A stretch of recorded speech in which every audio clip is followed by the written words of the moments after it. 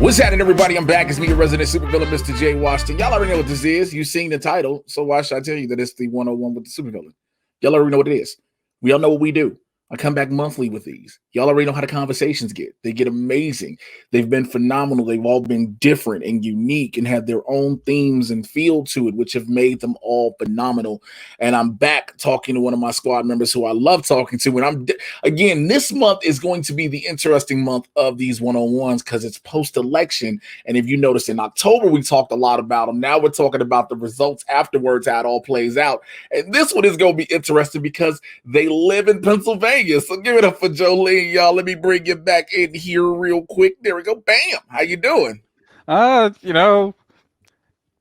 better. Much better.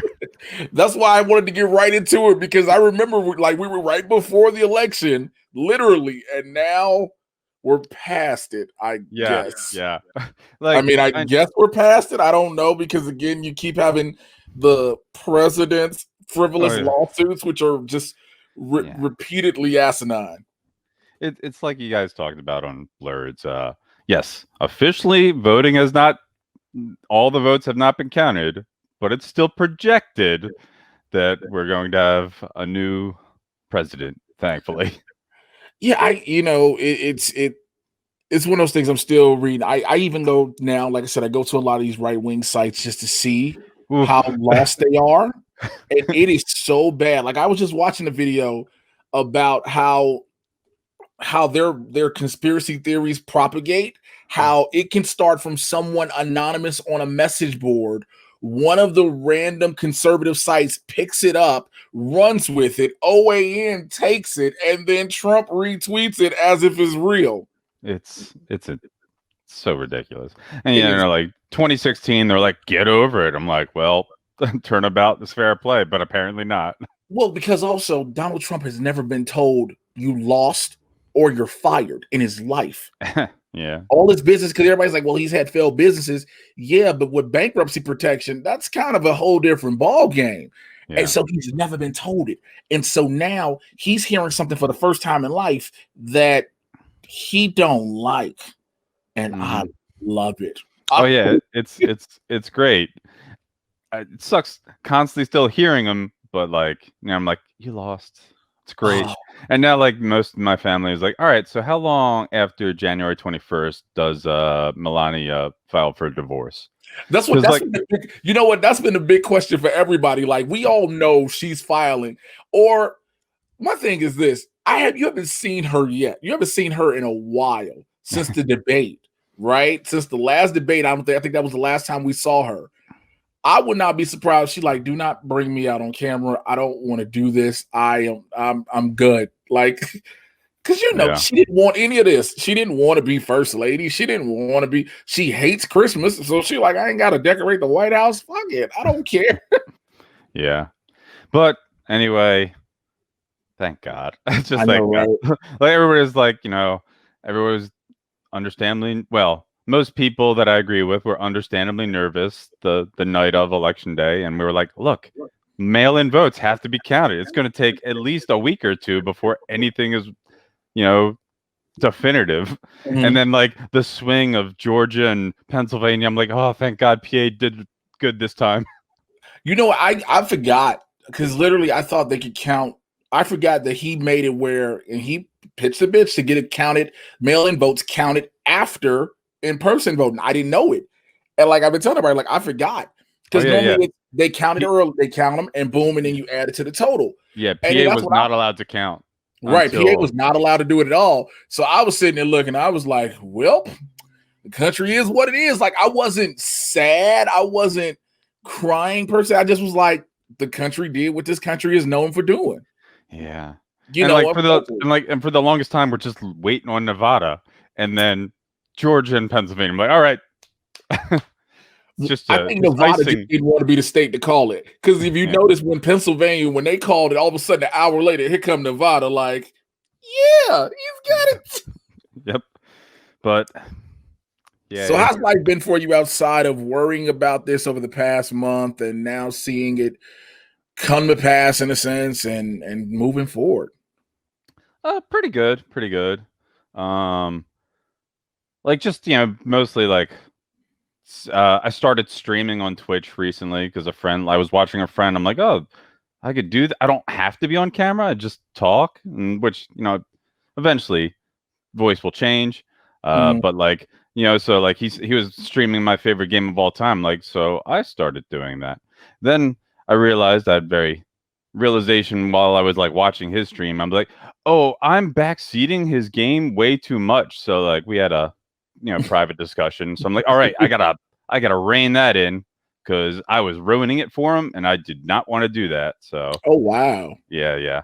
I was Well, at least you understood. You're like, hey, let me pull back some. Like, yeah. Like like it became obvious to me. I'm like, oh, okay, yeah. No, I need to. So, and like that's when I realized, oh, like at least I, because I'm feeling bad about this, that like I'm not a psychologist or a psychiatrist, but that lets me believe that I have empathy. So, I think and that it would be best to describe it that way. I mean, yeah, yeah, and it says of a lack of ego per se. yeah. Because like there are people who be like, I'm helping you out, and then for you to be like, let me draw back on this. This is He was not like, what it should be. it's just like, oh, I feel bad. All right, well, at least that's good that I feel bad. Because I'm sure there's people like, man, if I didn't care at all, I'd be a monster. But Oh, there are plenty of people out there yeah, like that. I was wanting to ask you, how do you feel about the whole situation with Survivor Series coming up?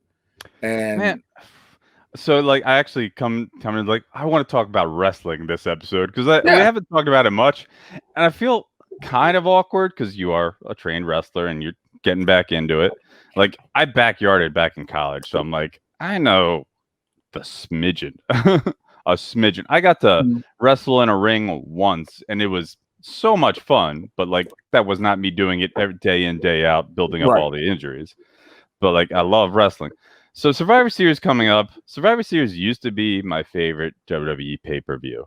Like way back in the day when like they would build You are right. stories. It used to Survivor Series used to literally get you pumped up. Like, And oh like shit.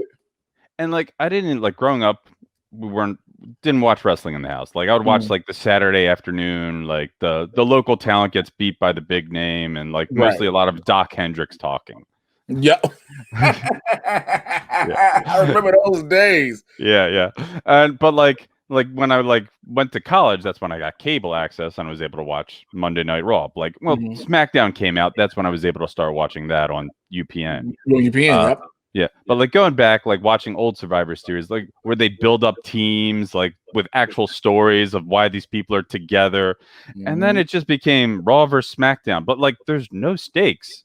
It's like it doesn't matter. You're both owned but run by the same people now. Even when you had Shane and Steph, there was still nothing came from one brand winning over the other, and especially since you always had like one of those other pay-per-views, they always say like the one night the brands meet. I'm like, well, you got Royal Rumble and then you got Clash of Champions, and I'm like, and I was just like, maybe they'll go back. No, they just keep sticking around to Raw versus SmackDown, and I'm like, Well, oh, because I think it's the easy. You know what? I used to love back in the day with Survivor Series, like you said, when the whole pay per view were Survivor Series teams. Oh And yeah, it was different reasons for the teams.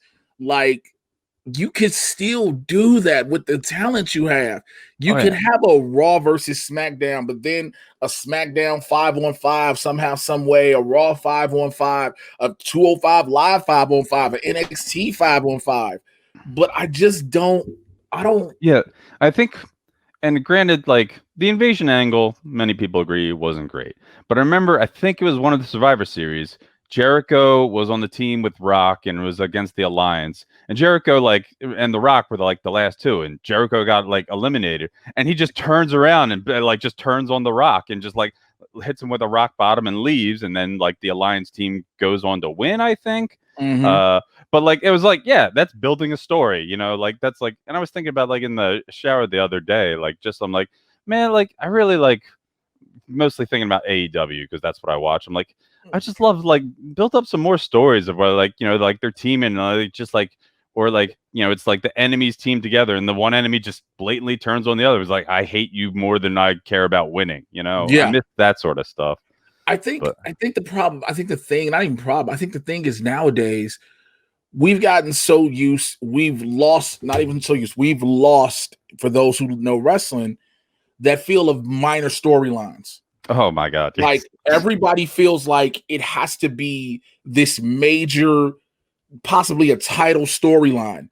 Yeah. And that's not what made like wrestling programs great. Like you would have your championship storyline, you would have your intercontinental championship storyline. In WCW, you'd have your world championship, your US championship, but then you would have all these other small feuds that kept the show moving. Yeah. And now, because I think the microwave age in which we're in, people don't focus on other storylines, because right now, if you look at the Raw Survivor Series team, the only thing that I know for a fact that's coming out of that is going to happen at the Rumble when Sheamus eliminates Drew McIntyre, because that'll set up their WrestleMania match. Yeah. It'll be Sheamus versus Drew at WrestleMania, because they're setting it up now slowly but surely. But it's easy to do it without Drew being on the team. But then you have Keith Lee, who you're like, all right, what are you going to do with him and Braun that we haven't seen with Braun from anybody else? You know what I'm saying? Because we've seen every type of match with a big dude with Braun Strowman, and like the best thing you did with him was the whatchamacallit match he had with Bray Wyatt when you did a cinematic type thing. And so it's like these could be things. Again, the SmackDown team, I'm like, I don't care. Yeah. Like the one thing, like I said, I don't watch WWE. This past week is when I watched like NXT for the first time in a long time, because I'm like, oh, Toni Storm's going to be wrestling Candice LeRae, and I love women's wrestling.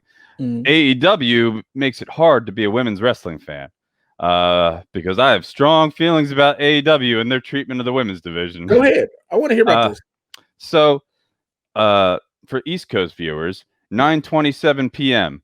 every week, that is when the women's match around starts.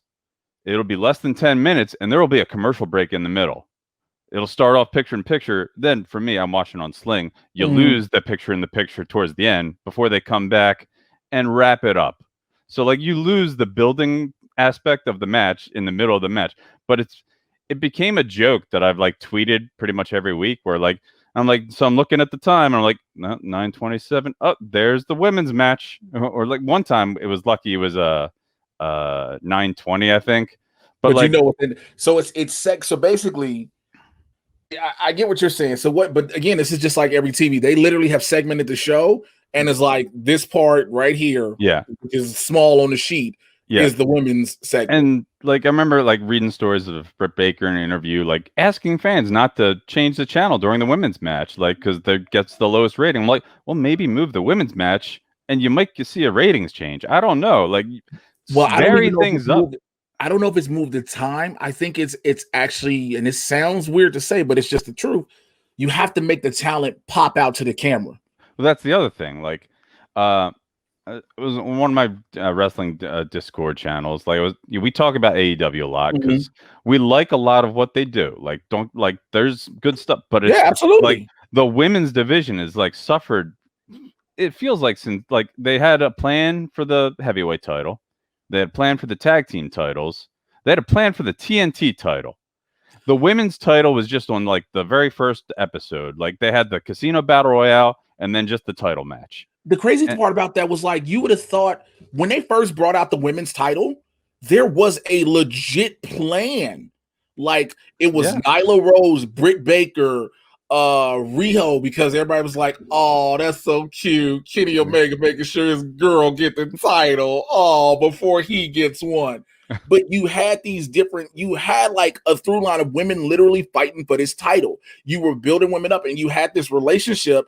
And again, the pandemic changed it with OWE over in Japan.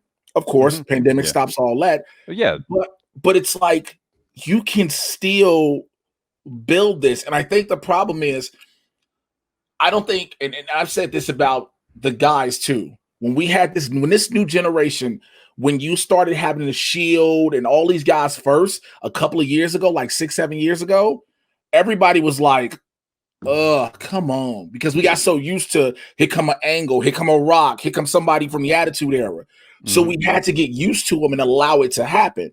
Yeah. And with the women in the WWE, remember the women were the same way for the longest. The women were I know. They were getting 5 minutes, you done. That's it.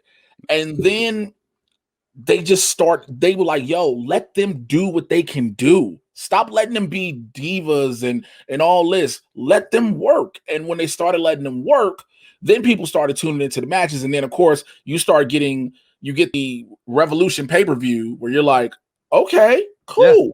But Evolution, then we started getting them headlining Raw, main eventing Raw, which was a big thing.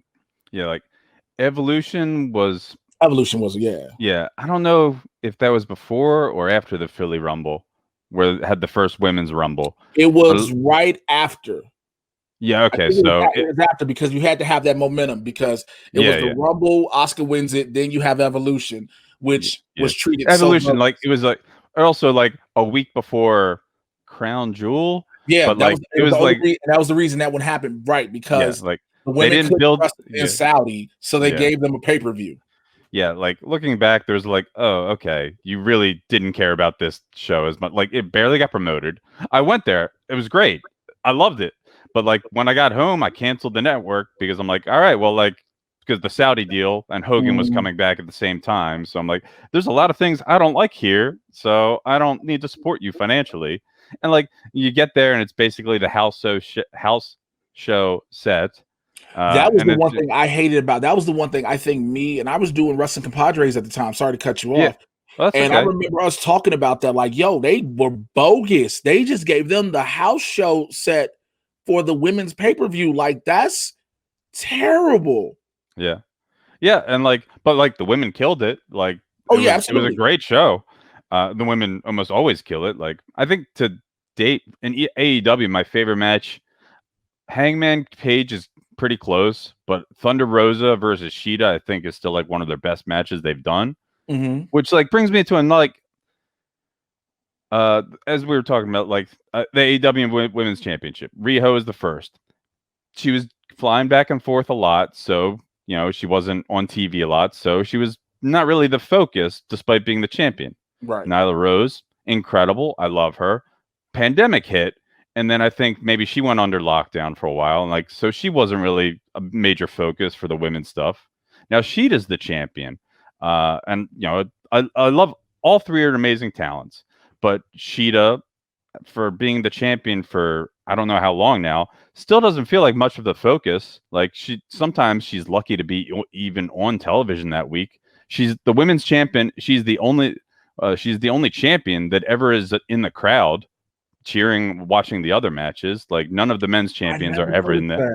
Oh yeah, like I definitely noticed we talk about these things a lot. She's the only one ever in the crowd. Like you never see the tag champs, you never see the TNT champ, you never see the Moxley or Jericho because like and her match with this past match with Nyla Rose was built up 2 weeks before the pay-per-view. Now Tony Khan has come out in the press, the post scrum or whatever it's called, talking about like, yeah, that probably wasn't a great thing. We like Vicky wasn't available and we knew she wasn't available, but we still went ahead with this. But I'm like, you don't like Nyla Rose can talk. She doesn't need Vicky. So that's a confusing thing for me.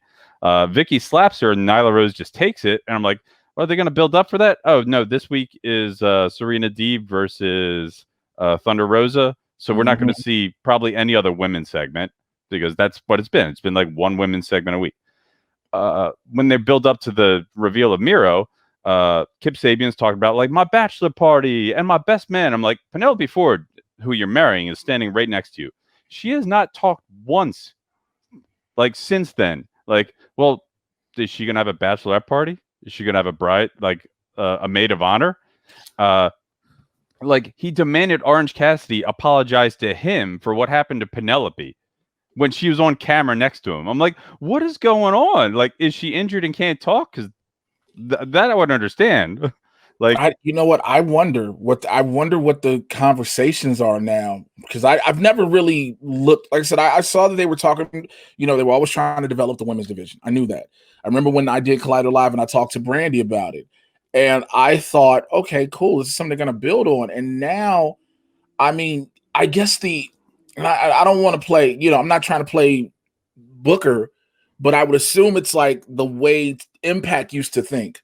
Back in the day, Impact was like, we have way too much talent for a 2-hour show. So we can't put everybody on. Now, they've built, we just talked about it earlier, these smaller storylines. AEW has done that of building up, we got to admit. And I understand, I'm with you. Yeah, the women's wrestling should be the same thing. But I think they've gotten to the point they're like, well, shit, we got this whole inner circle thing. We got MJF doing this. We got this tag thing. We got this small thing, whatever Orange Cassidy's going to do. We've got the TNT title. We got the heavyweight title. And so they're focusing on those. And then now you get, okay, we're going to do Shawn Spears and Scorpio Sky. That's a feud we'll have. And it works because these are two good workers. The problem is, again, people won't focus on it because there's no stakes as they feel. Yeah, like, and even at the time, like, I like both. I mean, I love Scorpio. It's great to see him back on TNT and Dynamite specifically, but like Shawn Spears, I'm like, my favorite stuff of Shawn Spears in AEW has been his comedy stuff. Like, he's really good at comedy, and they hired a lot of good people that are great at comedy, but they toned back on all the comedy. So I'm like, but like Bucks, Kenny, like, you got your start doing lots of you've been involved in comedy through most of your careers. Like, Mox is kind of funny. He knows how to take a joke. Cody, I don't know. Probably TNT. I wouldn't be surprised. It may be TNT. Yeah. But like, I don't know. It's weird. And like, so a lot of again, like, I don't know any of the EVPs, but like, we always have the same conversation. If Candice LeRae was there, she would be a major feature because, one, she's close personal friends with the Bucks. They worked with her for years. The women outside of Britt Baker, who they know through maybe through friends, but also because they work with Adam Cole a lot, like they're friends. Like, and Kenny and a lot of the Joshi talent, like they probably don't know the women as well that they have, and like, I don't know, maybe because they are the bookers, and it's harder for women to talk to them because. I think it was Jack Evans came out and said, the reason like we haven't had as much stuff on TV is we're not good at pitching ideas, and they want us to pitch our own ideas. And like, look, I can't just say, hey, just let us go have a match and tear it down because they want us to pitch a story. I'm like, well, a lot of the guys, like, a lot of them are friends and they've worked in the indies together. I don't know if the women have the relationship or like the confidence to go and pitch these ideas. I don't know anything because I don't work there, for one. Like, and it's just like, what's going on? Like, Tony Khan, like, you have 2 hours, give or take, commercials. You can like throw in like a pre-taped promo every now and then, like, but you got to have that promo be about something. Because I know. Think about it. We have those promos where it's just, I'm here and I'm going to do this, because we do the same thing with WWE when they did the women. Like, when Liv Morgan's whole promo thing was coming back, we was like, all right, can we get it on and just come back? And then they did the whole Lana thing, and that died out quickly, thank God, because the I Emelina prefer thing my Liv Morgan now the way she is. It's just, again, coming up with storylines and having ideas, that is a very difficult thing. That is very difficult. I think they've said they don't want to hire any like Hollywood writers, but they should hire a writer that comes, its job is to come up with stories for people that aren't being used. Like I get that the complaints of WWE where everything is overwritten, but they don't need to go that route. Like, they've seen how bad that is, but like, you can also like have writers that like, hey, how about this idea? Like, I mean, Lucha Underground was one of my favorite things. They had stories that didn't involve the title at all. But that's because Lucha Underground was written like a TV show. It was literally written, you know what I'm saying? Oh, yeah. Oh, I get it. But like, it worked. TV show that centers around wrestling. I tell for those that don't know, when you watch Raw, AEW, SmackDown, you're not watching a wrestling show. You're watching a TV show that centers around wrestling. Lucha Underground knew what it was. I know. And went with that to the fullest. Yeah, like, I want AEW to like realize, like, this is like, they have their sports centric view, but like, I'm sorry, Cody Rhodes, nowhere in sports are you going to have somebody whip you across the chest 10, 20 times. Like, and that story ruled. I loved MJF versus Cody Rhodes. Like, a great story can like make me like still think okay match is still fine because the story was so good. Right. Like, but like, so like an amazing match can be great, but like unless there's a great story behind it, like I might not like. I'm not like the guy that's gonna the person that's gonna rank a match based on, because like yes, almost all matches are great and I love all the people, and I'm sure there's like I've had matches like well that wasn't my cup of tea, but like the build up is part of the part of it, Yeah. and I just want more than just give me like AEW Dark is what I watch more because they have more women's matches. Yeah. And like it's become longer and longer. It's almost as long as Dynamite now. I'm like, oh boy, come on. Like, well, remember they had been talking about for the longest since their inception of like getting the second show. I know, yeah. And so Dark is it. I think Dark is that like, well, if we stretch it, how will the views stay? Will people stay watching it? So now we do a full extra show. Well, I mean, because you got to think about it. So, like, you try to see how long they can, if they can get this crowd. Now, with AEW, again, with their women talent, I think the problem becomes this is AEW's issue as a whole, and I don't know if it's a big issue. AEW is an indie show that made it to TV. So, unless you're an indie fan, you don't know who a lot of these people are unless they've come from another company. Oh yeah. So they need to try to build those people up because it's like, look, you're not going to know everybody. And Excalibur's way of trying to do it is not going to work. Well, it doesn't help when Jim Ross basically shuts him down and say, but who are they? Like Jim Ross feels it's smart. I don't think it's bad. I think it's smart because, again, Jim Ross is saying what a lot of fans who don't know who they are, you know what I'm saying, is thinking. Because think about it. If you're a fan, I'm a fan. Oh, yeah. Right? So we may watch the indies and know who certain people are. Oh, yeah. But if I'm just a wrestling TV fan and all I've watched is maybe WWE, I used to watch WCW, and I probably now watch Impact because I used to watch it when it was TNA.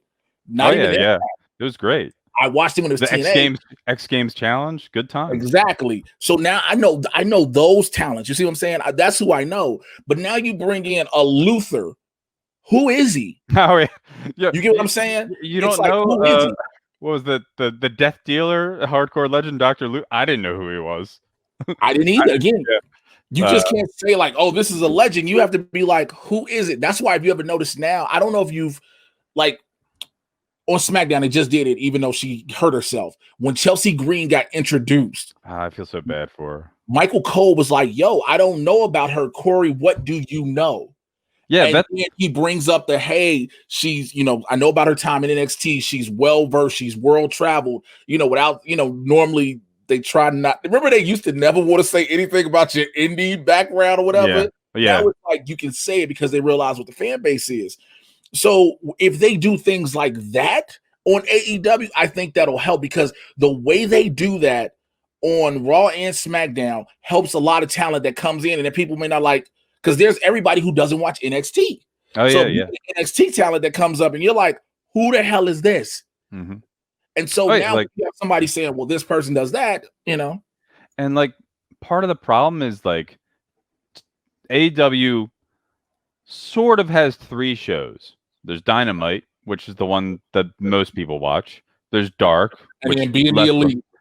Being the elite, which is sort of a thing that's sometimes in canon to what's going on. Like, because the whole Dark, who's the biggest loser of AEW Dark started on Being the Elite. And it was very funny, but like, then there's other parts of Being BTE that just like are ignored completely. And like, I watch it because I liked the Dark Order when they were the Creepers and like because I liked spooky factions. Like it wasn't going great and I could hear the fans not liking it and I'm like, but like BTE turned it around because they became like the most popular segment on BTE because they became the funniest thing on BTE. I used to talk to Ryan Satin when I did Pro Wrestling Sheet with him. That's how I actually found out about you entirely, hearing you on Ryan Satin and Compadres. So, because that's how my thing was.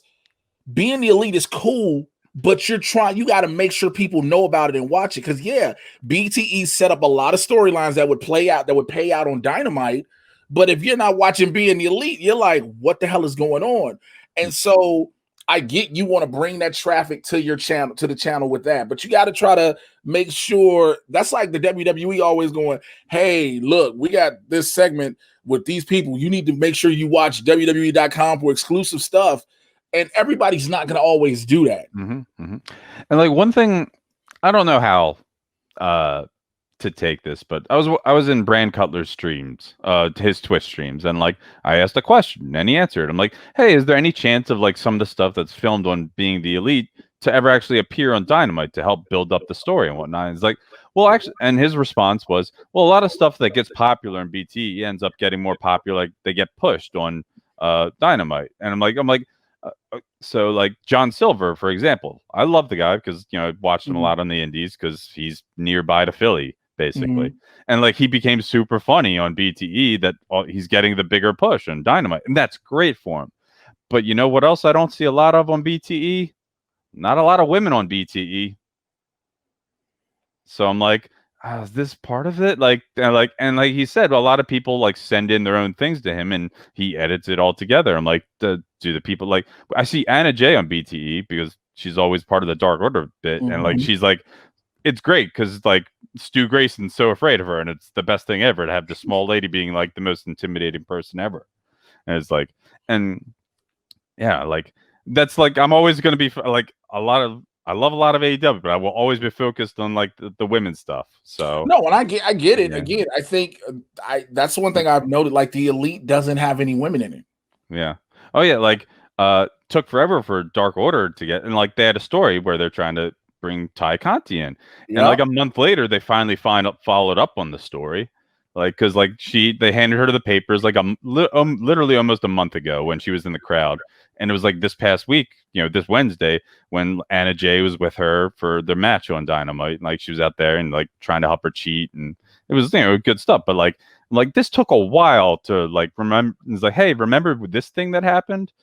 And so one of the other things, I'm sorry if I like ramble. I'm like all good. Yeah. One of the other things a lot of people say is, well, they don't have a lot of talent, or a lot of the talent's maybe not like as experienced. And especially a pandemic shut down a lot of things. A lot of their talent was Joshi and they're trapped overseas, or they're British and trapped overseas. And Shauna, I think, is in Portugal, but she's MAGA, so I don't really care about her as much anymore. It sucks when you find out these things. But like, there's still a dearth, I guess that's the right word. No, not a dearth. There's still a surplus of incredibly experienced women in the American indies that they could have like, hey, brought in. But they haven't. Like, well, they brought in Little Swole, Nicole Savoy, for the tag team tournament. And then she disappeared when they lost. Well, that's the thing. They'll do that a lot too. That's when I give AEW, they'll give people a shot. Because also it sounds messed up, and this is with guys too, because even when they were doing that open challenge stuff, we'll give you a shot. We'll put you, if somebody speaks highly of you, or if you're buzzing on the internet, we'll bring you in. But now you got to make good on this. So you're in, if you've never had TV experience, granted, the only way you get TV experience is being on TV. Yeah. But like most indies now, the beautiful thing is they tape in a way that trains you for television, especially if you get on like the professional, like some of the higher professional ones. And I'm not talking about like a Ring of Honor. I'm talking about like Championship Wrestling for Hollywood. This is a TV program. You need to know how to work this. And so the fact that they have it also speaks to, do you really care? Because again, you got to remember what AEW's fan base is. I know. Yeah. AEW's fan base is another big reason why they probably have not reached out to a lot of women. Yeah. Like, I mean, like there's always talks about opening the closed door of New Japan for a partnership. And like, I respect everyone in New Japan. I don't watch New Japan. Like I've seen a few matches and they've been incredible, but Japan is pretty much separate. Like outside of DDT, it's either all men's or all women's. So like, if there's no women involved, like outside of Miho or like a valet, but like I'm like, all right, but like I don't care. There's not as much for me here. DDT, they don't care. They'll do intergender. They'll have a cat win a title because that title's the best. This cat didn't want a title. Yeah, or a ladder won the title once. But yeah. And they also have their women's promotion, Tokyo Joshi Pro, which is also like many incredible women, and like they appear in DDT as well. So, like, and that's where like Kenny got like huge in DDT. So like when he was like teaming up with Nakazawa and Michael Nakazawa, and like he teamed up with Chuck Taylor back then, and like it was like this was like lots of wrestling Yoshihiko. The dumb not a dumb, you know what I mean, right? Who Yoshihiko is? Yeah. It's the inflatable doll. The inflatable doll. Okay. Yeah. I remember because he made Jim Cornette pissed off because of that match. Good. Nuts to that guy. I remember that because he pissed off Cornette so bad. What the hell is this shit? This is a goddamn wrestling. You're like, Cornette, calm down. He can't. He can't. We're in the second year of AEW, so it's like I hate to say it, I feel like they're set in their ways right now. Oh yeah. Like one thing that I've noticed that's been cool, like, or at least it started with the Cody Rhodes Invitational. When, like, Eddie Kingston came in, and I love Eddie Kingston. Chikara was one of my first loves, and like I wasn't there for. I've hung out with him so many times in locker rooms. Like I told him, I remember telling Eddie one time, if you ever think you hit me with that spinning back fist, I will shoot you. I just. It's so great, and it's the fact that it's called the back fist to the future makes me love it even more because it sent a guy through time. Because Chikara's ridiculous, but like and then like he just like. His first promo on Cody Rhodes when like he just turns to look at Arn Anderson, like people like, oh, I think he'll murder Arn Anderson if that man tries anything. Like Eddie Kingston is so intense, and like then like I was so sad when he didn't beat Moxley because I'm like, oh, this would have been great. But say la vie. Who are they saving to have beat Moxley? I think it's going to be Kenny. Like just before Wrestle Kingdom is what it lines up, it seems. So I don't know. I was like, are they gonna finally give it to him? Because I remember I brought it up before when the first champ thing, and I was like, it's supposed to be Adam, and I was like, that is not gonna be a smart move. I mean, at the time, correct, but Adam Page now, oh my god, like the build that he's had time to learn who he is and get acclimated to him. But when you just come out the gate again. Unless you follow like Ring of Honor, the Indies, and maybe even Japan, then you didn't know who Adam Page was. I 100% agree. But like, like the story they've done for Adam is just so sad and wonderful. Like I'm like, he's the man that just like he's just losing all his friends left and right. So like that's why like BTE this past week ended with Adam Page in the Dark Water clubhouse, and like he was just depressed because his former friends, or his still maybe friends, were all celebrating that they all won and the big pay-per-view, and Adam went to congratulate it, but like then he's like the sad walk away, and like so like you end BTE, your comedy travelogue show, with this thing that has possible implications on your actual TV show. Like make sure that becomes a thing. Like show Dark Order trying to court him or something. Because so let me ask you a question then. So let's give you, here's a good one. What happens if there's no more BTE then? How do you take all those stories? Because again, with BTE, you just building stories on being the elite. Yeah, so it's YouTube. They can just have no time limit.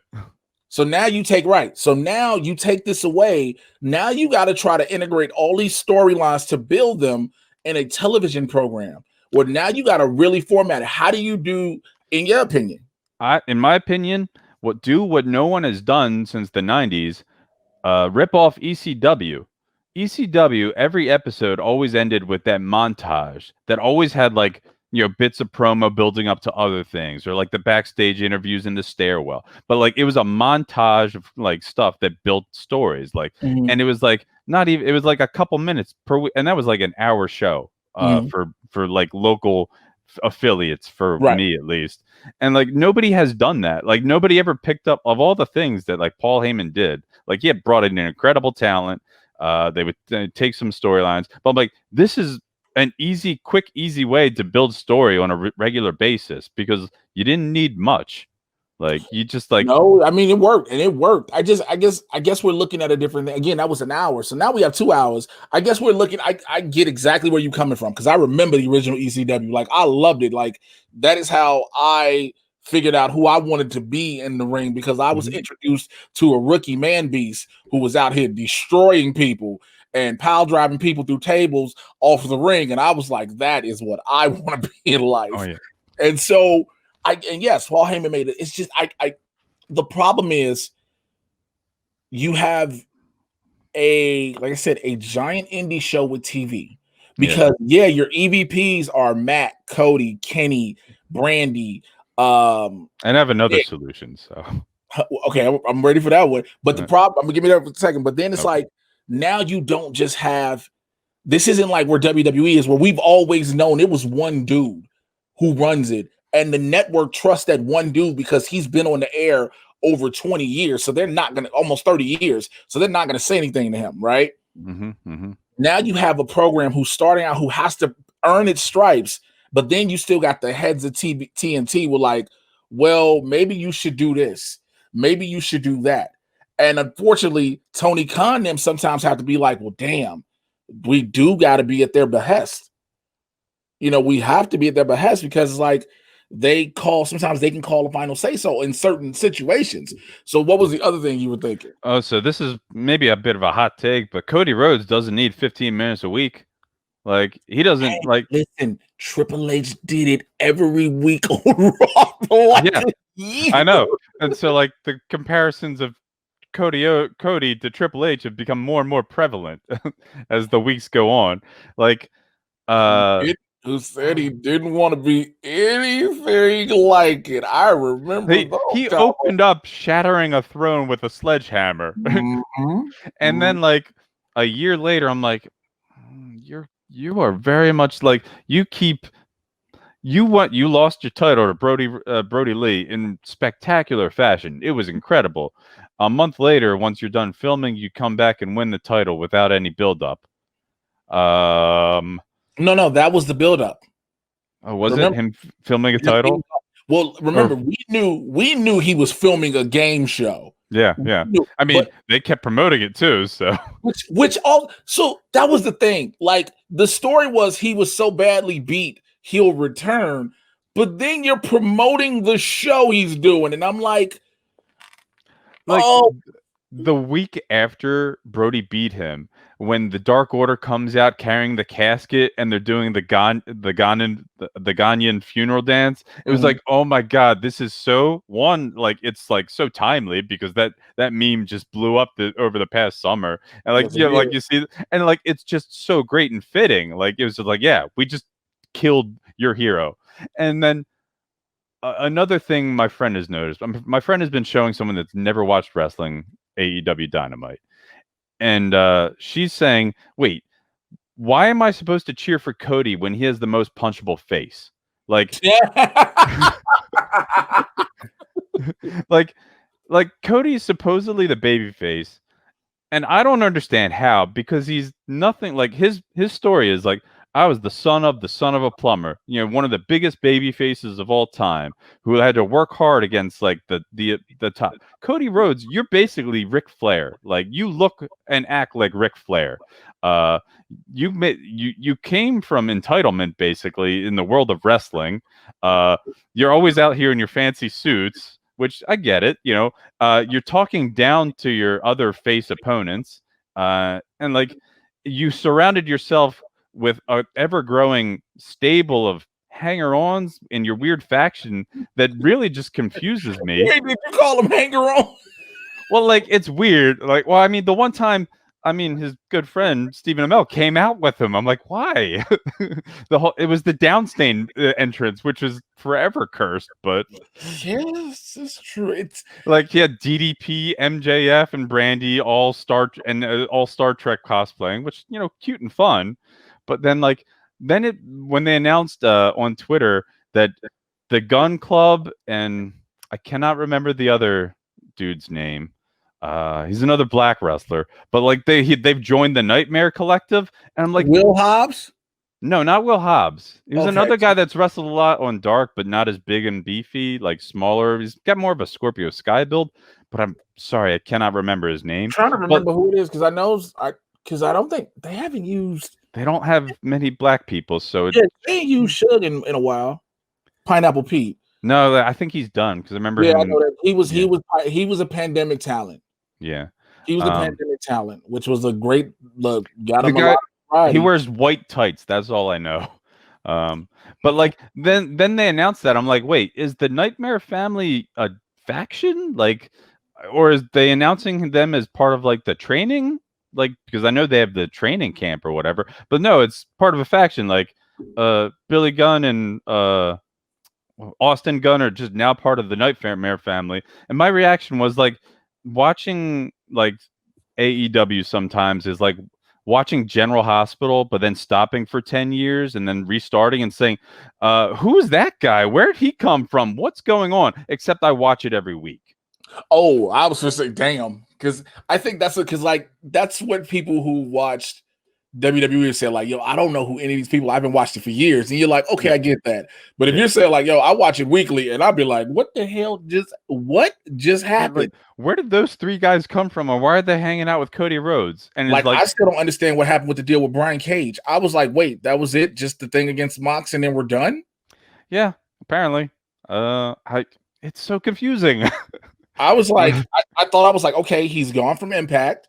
I was like, he went from Impact, he's going to AEW, unless you really are, unless he literally got signed and they are holding him on standby till the Rumble. Oh, no, he's still there. Like, I've seen him.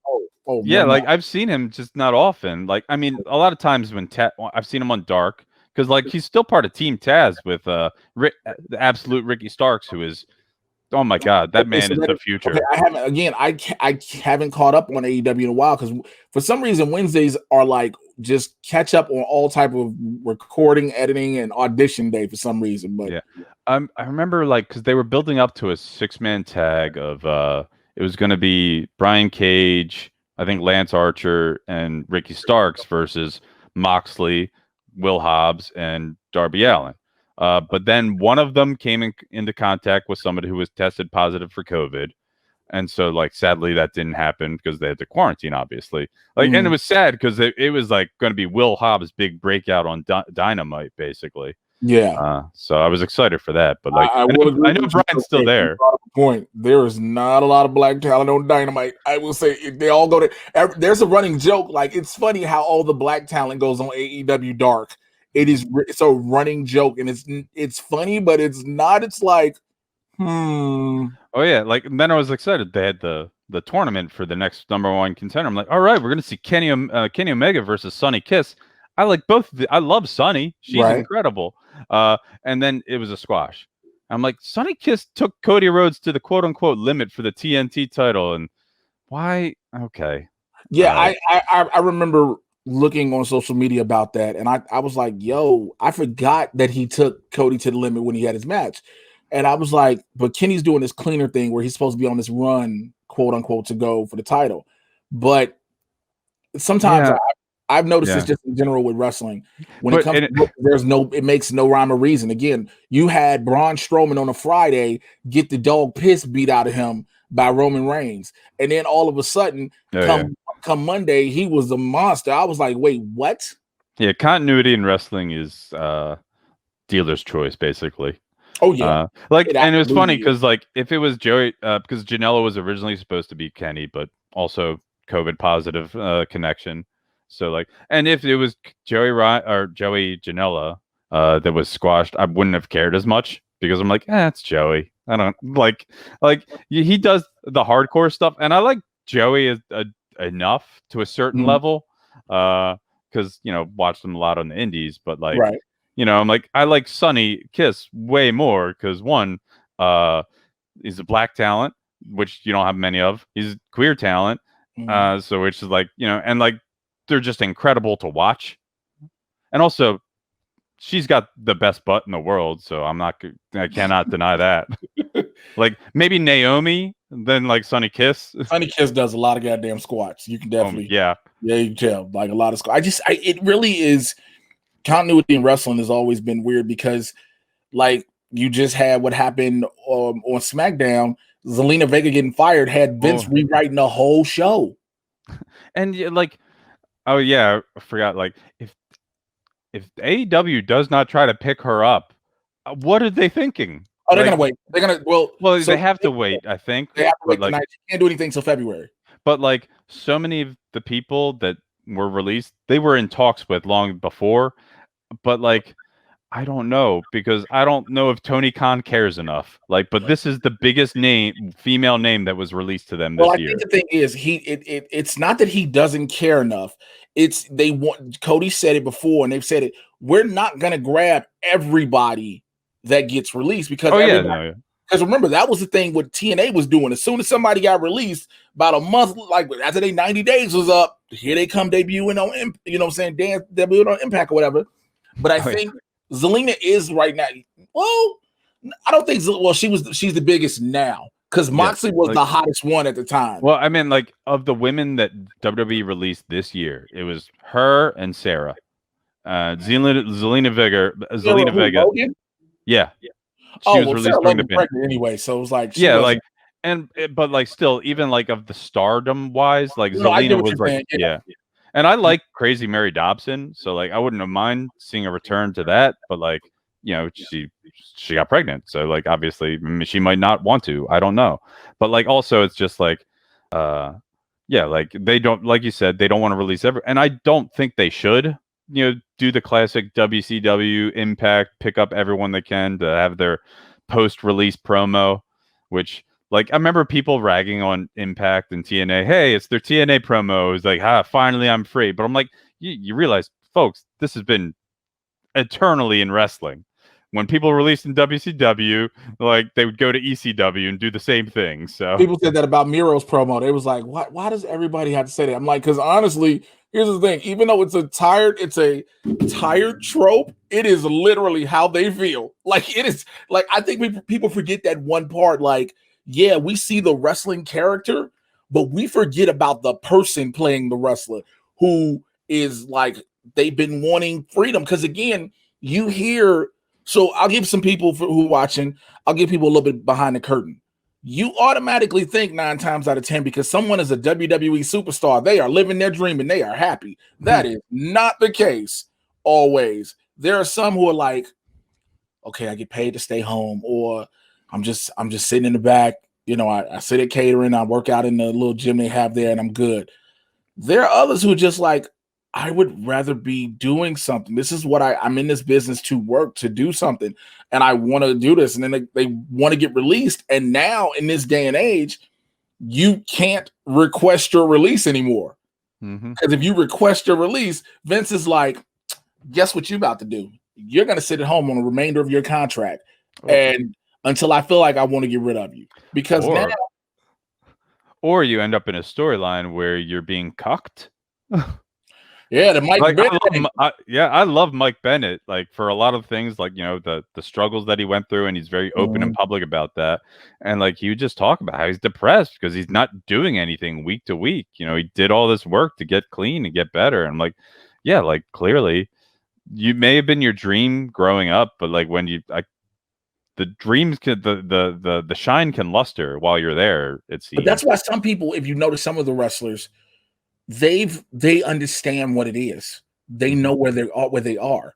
So especially if you're, case in point, if you're Kevin Owens, right? You've been busting your ass on the indies, like literally beating your body up for 15 to almost 20 years before you finally got here, right? Now when you hear, you know, you got to do a couple more years of this hard ass whooping. You got to show them who you are. Once you do this for a couple years, now you get the ability to chill. Now you get the ability to be kind of, you don't have to be as hard as you need to be until it's a major match. You can have a match and it's just, you do some of the basics to get by, boom, and that's it. And you're chilling. But until like it's a WrestleMania or SummerSlam or blah, blah, blah, then you really go out.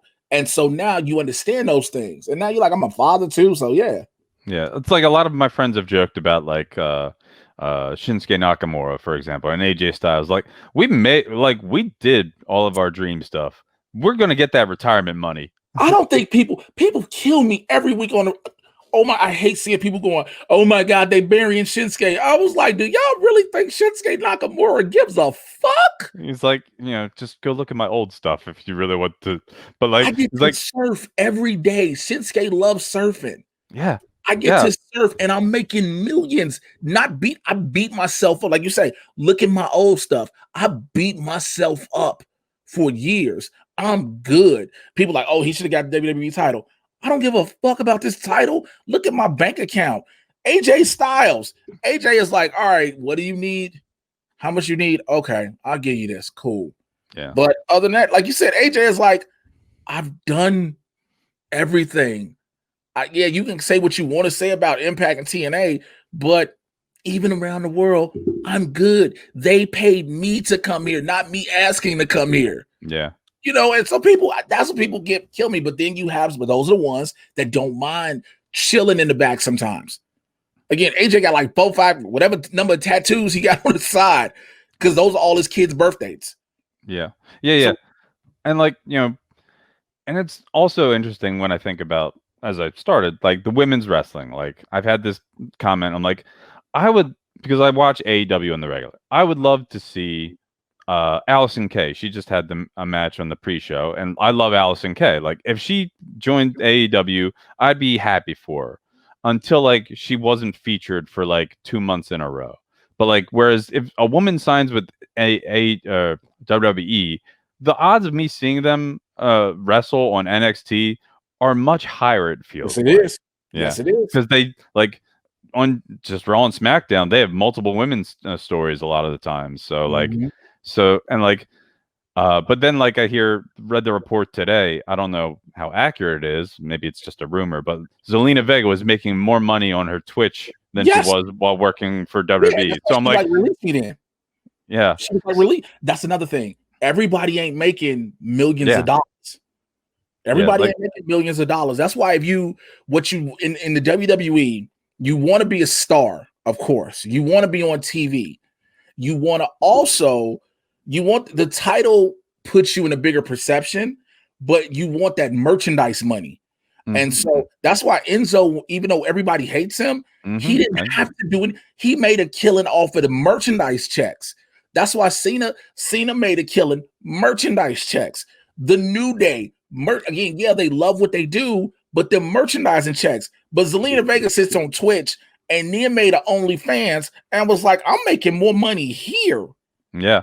So, and then like obviously she knew she was being released, but man, the final, like that was such an epic tweet that she put out. I support unionization. Yeah, 10 minutes later, the best of the future.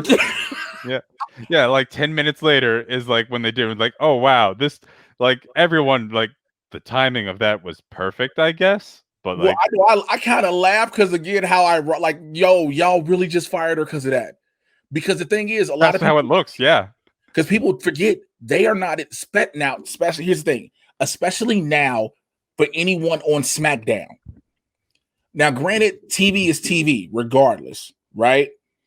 But Fox is broadcast television, which first and foremost, your paychecks automatically jump because that's network TV money more than just the regular cable money you were getting. Now, because they are performers and they talk and do everything, by right, Vince McMahon should make them union. But what happens is, here's why Vince won't. If they become union, they have way more rights than he is ever willing to give. Like, you have to make sure all this shit that happens, like, they wouldn't be able to do so much because, again, yeah, they'd be labeled under stunt performers, but there's so much more now you got to rein back on. So that's why he still calls them independent contractors. Oh, yeah. Because it's like, I can make it, it's non-union. It's like you're working on a non-union show, you know what it is.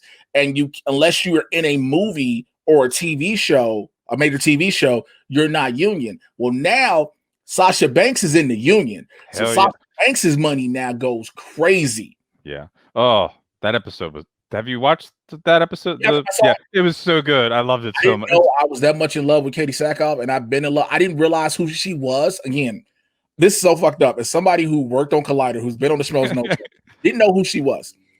And I was like, no, why does she look so familiar to me? I didn't realize she was Amunet Black in The Flash. Yep. I didn't realize that was her. With her weird accent. Her weird British accent. She's like the first to joke about it, like my bad British accent, because I've heard her on Fat Man on Batman, where she's talking with Mark Bernard, and she's like, oh yeah, my terrible accent. That's great. I was like, that's where I know you from. But it's also like it's also cool because she voiced that character on Clone Wars. That's what made everything so beautiful, because it was like she's actually voiced the character and to play the actual character in the real material world. And I was nervous about what they were going to do with Sasha Banks, to be quite honest with you, because there's a script that Sasha Banks has to say that the boss is used to saying. You're not the boss. Yeah. You're not Sasha Banks. You're Mercedes Renato. You're an actor on an actual a real set now. Yeah. Now shit's different. Now this is a whole nother world. Yeah, you don't talk in the weird stilted way in front of looking at a camera in front of an audience. So, but she did a damn good episode. She did a damn good job. And she's still, again, because now we know from what we saw in the trailer, she'll be in at least 1 or 2 more episodes. Yeah, I'm excited. I'm excited. And also, like, I've been bummed out with the previous 2 episodes of The Mandalorian because, like, they just felt like they dragged. Like they were very good, well made, but like episode 2, I thought was an entirely pointless episode. Like, because like the whole thread is the spiders, but you wouldn't have been in that problem if you just waited and let the dudes talk to you and say, "Oh, well, we're actually not going to arrest you." So like the Deus Ex Machina was like, "Oh, this all could be avoided." And like once they introduced the story, like I'm like, "All right, keep up." Ramping up the story, building up to it. And episode 2 is just like, I'm gonna take this lady and her frog, this awesome space frog lady and her baby eggs, and then Baby Yaddle is gonna eat those eggs. I'm like, this is weird. This is a weird thing to joke about. And then like when some people are talking like, well, it's just an egg. I'm like, well, first off, we are mammals. We are not sentient amphibians. So it's probably way different. Now here's my thing. I was like, yo, again, we don't know what the race of Yodas are. We just know of a Yoda, right? Yeah. Well, no, there's also a Yaddle. And a Yaddle. But look at little Shorty. Shorty is a kid that will eat anything. Yeah, so everybody was like, how's he? Like, it's a kid that just eats eggs. Like, I get it. No, the first time it's funny, but he keeps doing it after being told not to do it. But he's a kid. That's the thing. But we've seen him understand no before. Oh no, he knows what no is. He's just like, fuck you, I want these. I know. It's messed up. But like, it could have been worse. He could have. See, this is what I would have loved for them to do. He kept telling him no. Tried to eat He could have used the Force and got it on his own, because people forget he's used the Force, but which I'm also glad in the show they don't have him always doing. Oh yeah, they would just like burn it out pretty. It burned it out too quick. It burned it out too quick. I guess, but again, back to the whole unionization with what Thea said, it's, Vince knows what this means at the end of the day. Yeah. It sucks because a lot of the guys and girls do and don't get it. Like Mike, I believe, has his card. I believe John has his. Randy has his. Anybody that's ever done not just dudes, it has to be union.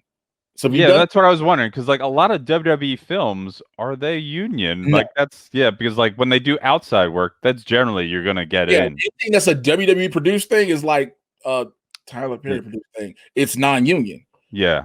But like that's what I figured, because so they probably don't have their card. So I know you said about the Miz, he might not have his card. Yeah, because he mostly did Marine stuff. He did the Marine stuff. I don't know if reality television counts, but he did what? No, reality TV show does not count at all. That is non-union. But it's a scripted series. I don't get it.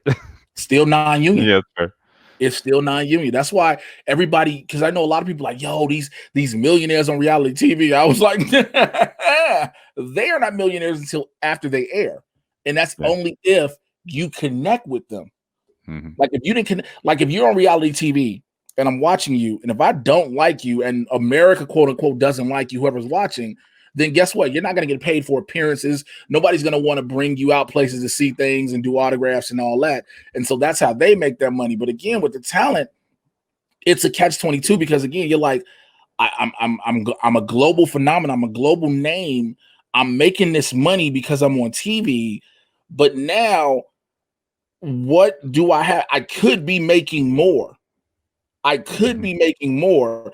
And again, I understand what Vince was like. Vince, somebody told Vince, because Vince ain't no goddamn well, ain't no Vince McMahon knew about no Twitch and all this other shit and Cameo. The Twitch Cameo, yeah. Somebody told Vince, like, yo, they are out here doing it. And again, I can understand him saying the personality that we've created can't do it. I'm fine with that. Like saying Alexa Bliss cannot do a cameo, but Lexi Kaufman can do whatever she wants. You know what I'm saying? But then to be like, no, y'all can't be on it all together. It's like it's shocking that like there wasn't more story of a blowback behind, like from because like Austin Creed, like there's stories about how they went to talk in private, but like because they were like, yo, because they tried to get him to stop doing up, down, down because then they integrated it. Well, actually. Because I remember he was doing stuff before that, but Up, Down, Down debuted specifically under the WWE banner. Because I was confused about that too. But then I went back and looked. Up, Down, Down wasn't. I thought it was. No, it was always under WWE. Like, because I thought the same as you for a while, but I think he was just doing other stuff that was like.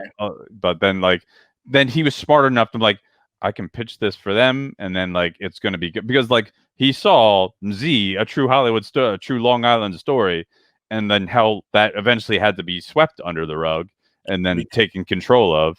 Oh, they hate. You know what? I felt so bad for Zack Ryder, Matt Cardona, whatever we're gonna call them by names. I felt bad for him because he did what Vince and them tell you to do. Grab that brass ring. Grab the brass ring. They tell you get over. They tell you get over with the fans, and he did it. But it wasn't on their terms, right? And that's the messed up part. It was like he did what y'all told him to do. He managed to get over. Fans were rooting for him, and now you're like, nah, this is what we meant. They spent a year just decimating his character. It's just like, all right, you're gonna be cheated on. You're gonna end up in a wheelchair, then pushed off the stage. And like he's talked about it, like how he regrets not speaking up because maybe things have gone. Who knows? I don't know. But like he was clearly like people. They were selling that wig. Like he had merch and everything. Yeah. But like, did you hear Aleister Black requested to go back to NXT? Yeah, I heard. Yeah, because that was they were like, no. But so what's going to happen is you are not about to see Aleister Black on TV. Yeah, I'm sure. Yeah, like because like. Well, him and Thea are obviously married for people not in the know. Yeah. If you follow their Instagrams, you'll see their cats. That's how like I remember hearing about like they had cat dates before like they became an official thing, which was cute and fun. Toddy Potato or I forget Tomato. Yeah, like I thought, but the whole thing like with that is the same reason like I got so much love for Lana as a person, for CJ as a person. I was like, them first couple of weeks through the table is literally because of your husband. Like the first couple of weeks. I believe it. Look, that's because your husband. Is Vince McMahon a petty person? Shock. But now I know exactly what this is leading up to. She's gonna be the sole survivor. We'll see. I mean, she'll be the sole survivor. That it makes sense. She's getting her ass beat consistently now because now after you built the Survivor Series team, she's still getting whooped. She's not accepted by the team. All this leads to, if it's smart, if I'm hoping I'm right, because that's the only thing that makes sense, then that means you literally just have her getting her ass whooped because you were that petty. But it means she's the sole survivor. She'll be the sole survivor. Yeah. Well, she'll be the sole survivor. I mean, if it doesn't happen, will you be shocked that wrestling didn't make sense? Like, yeah. Absolutely not. Like, look, no. I mean, like, just like, it's just so much confusion in wrestling. I love it. It confuses me and upsets me a lot, but like, it's like, what? Wait, what? Okay. There's so many days when the training place that I can go to. You know, they're like, you want to train? I'm like, yeah, I'll come down, I'll train, I'll put my boots on, I'll run ropes and do drills and everything, get myself back in and be like, yeah, I'm feeling this, I'm ready for this. And I don't have any effects afterwards and blah, blah, blah. But then I watch TV and then I talk to some of my homies and I'm like, you do realize you have a pretty good acting career going on right now. Like, you're pretty decent. You're good at stand up. Like, even though you're doing it from home, a lot of people want to have you on their shows. You're good at acting. Like, you don't have to. I remember when I put a picture on Instagram a couple of years ago. I'll never forget this. I put a picture on Instagram of my boots, my wrestling boots. And I said, think about time for these boys to make a return. When I tell you, friends in the WWE that I have started calling and texting me, was like, what is wrong with you? They were like, you're out. You don't have to do this. Yeah. Like, you don't have to come back to this. Why would you come back to this when you're out? And it's not like you just out. You out and doing well for yourself. Like, and I was like, I miss the locker room. Yeah, like, I can understand missing, having a passion for something, you know, and like, it doesn't have to make sense. It's just a thing, despite like aspects of it being like not returning that love at all. Yes. I mean, that's in the number one company in the world, and it even happens on the indies. I mean, I've seen it. Yeah, we've all experienced it, and so it's just a very, very trying business. We had a summer of people speaking out, and a lot of times promoters were at the heart of the problem. And billionaires are like, the memes going around like, I can forgive the rapist, but talking about unionization, no thank you. Man, again, that conversation, I promise you, that conversation, it already started once the whole thing about third parties. The I support unionization and Gabrielle Carteris, and then SAG, because Gabrielle Carteris is the president of SAG. Oh, yeah. I saw the tweet. Her getting at it, and then SAG involved, and then Andrew Yang talking about it. We'll see. I don't know for sure. Yeah. I remember, I forget how long ago, Bailey had won the probably the SmackDown Women's title, but she was on an interview, and the interviewer was talking like, and Bailey's like, yeah, you know, it's hard. You know, we got to pay for our own travel. Like, wait, your company doesn't pay for your own travel? That's another thing. Who represents you? Oh, we don't. It's like, let me talk. Yeah, I'm like, yeah, this became like, this was not clearly not supposed. Well, no, nobody expected that to happen. Some people knew for the longest that like the only thing they may do is put you up. Like, they'll buy the hotel, they'll get the hotel, I think, but the majority, you have to travel yourself. And again, if they're union, the job requires, because you're union, to provide, to either reimburse or transport them. Again, you're Vince fucking McMahon. Why can't you have a couple of buses or you have a jet? This is fine. Yeah. It's like, I remember when Linda was appointed the head of the Small Business Bureau, and people were like, but she's related. I'm like, well, they're independent contractors, so technically the WWE is small business. And it's like, it's bullshit, people. WWE in itself, that's the thing. The WWE in itself is a giant business. It's a global conglomerate. It's publicly traded. Its employees are employees. Mm-hmm. Like, there are people who work in Stanford. They are actual employees. People who come and do the ring. People who work in TV crew. They're employees. When it comes to in-ring talent, you're a contractor.